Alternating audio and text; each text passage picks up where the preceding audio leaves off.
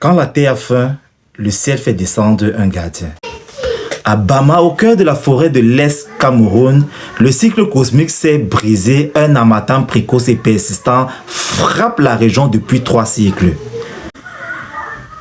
Les fleuves s'assèchent, les récoltes meurent. Et 2 communautés autrefois unies, Bama et Atok, s'affrontent pour les dernières gouttes d'eau. C'est dans tout ce chaos que naît Meka.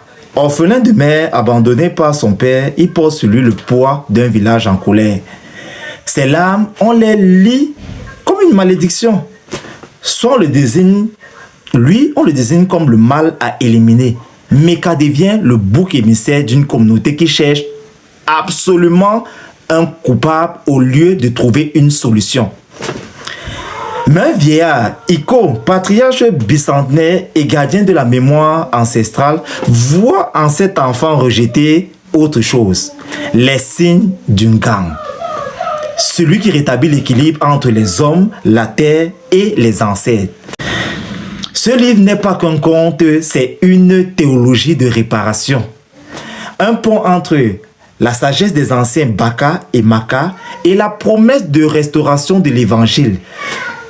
Une réflexion sur l'ego et le don de soi, sur ce qui détruit et ce qui sacralise, sur la manière dont une communauté choisit soit de dénigrer ou de désigner des coupables, soit de faire émerger des réparateurs.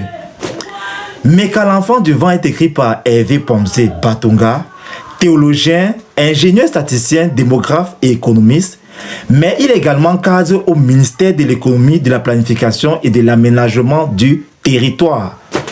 Hervé Pomsé Batunga est originaire de Mbama et il a puisé dans ce dépôt reçu des anciens pour livrer une œuvre à la fois scientifique et spirituelle.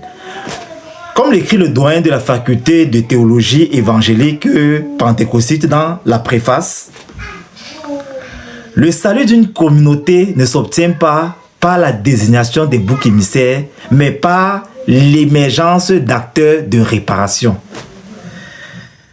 Meka l'enfant du vent est une histoire qui vient de la forêt pour parler de nos vies. Procurez-vous un exemplaire dès aujourd'hui aux éditions Muse et laissez-vous porter par le vent.